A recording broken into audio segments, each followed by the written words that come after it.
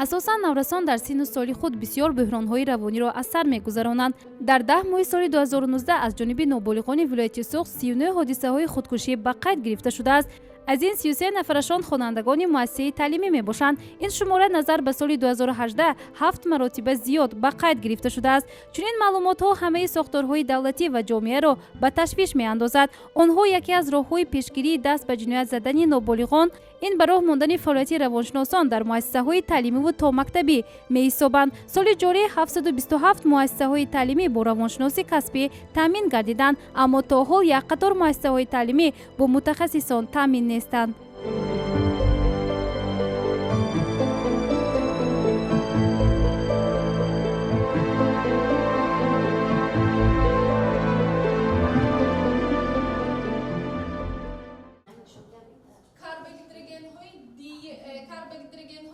تحفه‌نیسا عبدالرحمنова 65 سال دارد و در مؤسسه تحصیلات میانه عمومی رقم 34 جماعت دهاتی خستیورز به حیث روانشناس فعالیت خود را به راه مانده است. برای روانشناس شدن به او لازم آمد که بعد از ختم دانشگاه با اختصاص آموزگار صنف‌های ابتدایی و به نفقه برآمدن کورس کوتاه مدتی روانشناسی را گذرد. درد دلی آدمان را گوش کرده تواند، با آنها مصلحت‌های خوب داده تواند، آنها را راهی راست روانه کند.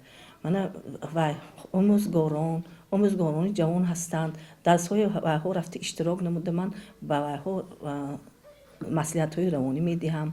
خوانندگان می آیند، به خوانندگان راهی راست را نشان می‌دهم.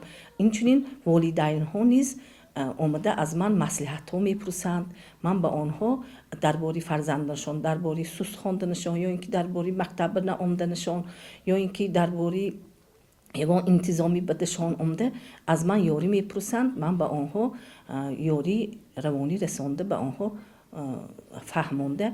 از در نتیجه من 5 سالی کارم در همین مکتب یگان خیل من بچه‌ها به جنایتی و کارهای نامطلوب دست نزدند. اکثریتی آنها نقص به درس‌های معلم و بعضی بچه‌ها گوش نمی‌کردند. در نتیجه های صحبت‌ها آنها این را می‌فهمیده شدند.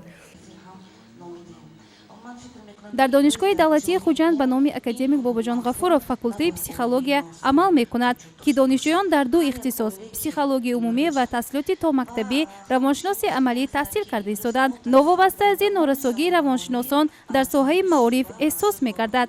تشکیلات جمعیتی نسل جوان تاجیکستان این خوانندگان مؤسسه‌های تعلیمی ولایت سوخت را به حیث یاوران همتا آماده نموده ایستادند.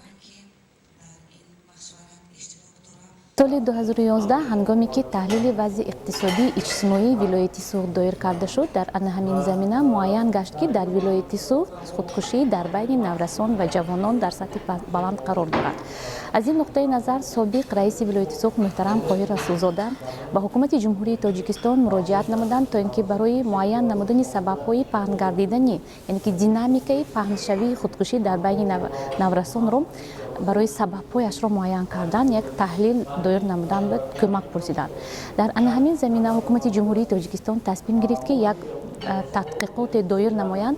در همین زمینه گروه کاری از هیئت متخصصان دانشگاه ملی و دانشگاه کلمبیا یونیورسیته آمریکا سرجم کرده شد و در همین زمینه در ولایت سوخت تحقیقات داری کرده شد و نتیجه تحقیقات ها نشان دادند که در بین نورسان ولایت سوخت یکی از سبب‌های اساسی پهن گردیدن خودکشی این ندانستن، یعنی که سطح پست معرفتی آنها به شمار میرفت و همزمان نرسیدن کمک‌های روانی از جانب کلانسالان بود و در همین زمینه به خلاصه آمدیم که تدبیرها باید پیاده گردند.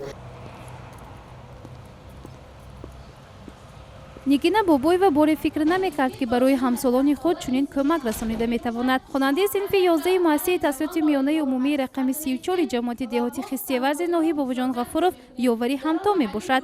یاوران همتا این آن خوانندگانی میباشند که از کورس کوتاه مدت گذشته‌اند که در مؤسسه تعلیمی کمک روانی میرسانند. برای نیگینا لازم است که با همسالان خود بسیار صحبت نموده از احوال آنها خبردار شود. وقتی که ما به این تشکیلات رفتیم در آنجا این ترینورون به ما یک چند موضوع ها رو گذاشتن که در آن به مانند استرس، سن نورسی و استیل اپشن بود و وقتی که این موضوع ها رو به ما فهموندن در طول 3 روز ما اونها رو از خود نمودیم، یعنی به مؤسسه خود در تمامی خوانندگانی که در این مؤسسه تحصیل میکنن، یعنی با آنها با ترتیبی منتظمی درس ها گذاشتیم. وقتی که با آنها ما این موضوع ها رو گذراندیم، یعنی آنها رو یعنی پسیخولوژی آنها رو یعنی درک نمودیم که آنها با چنین مشکلی ها دچار میشوند یا اینکه نه، چطور آنها از این مشکلات ها میبرند، با آنها فهموندیم و یعنی آنها رو نیز درک نمودیم. جوانان یعنی در سن نورسی خود در یک چند بحران ها دچار میشوند، با مانند یعنی بحرانی که با ما اساسا بسیارتر یعنی فهم از تو درک کرده ایستادیم، این یعنی نفهمی بین آنها می باشد که بسیاری خوانندگان با ما میفهمونند که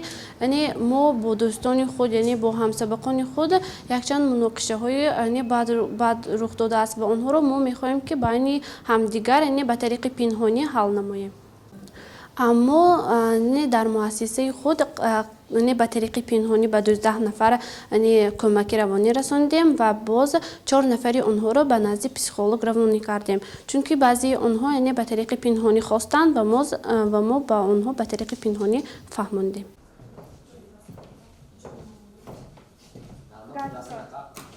نگینا بابوی و هر هفته در مؤسسه در صنف‌های گوناگون ترینینگ‌ها در موضوع‌های پسیخولوژی می‌گذراند. ماموریت مؤسسه خواننده خود را یکی از بهترین طالب علم می‌یابد، زیرا او امروز یاردمچی اولین روانشناسی مؤسسه میباشد. در یک هفته یک بار با ما موضوع‌های جالب را پیشنهاد می‌کنند و امروز موضوع ما استرس میباشد. نگینا با همسال خود به حجره روانشناس می رود. خواننده 18 ساله مؤسسه تعلیمی از مناقشه پدر و مادرش اذیت می کشد. به نگینا میسر گردید که این دخترک را به نزد روانشناس برد. من در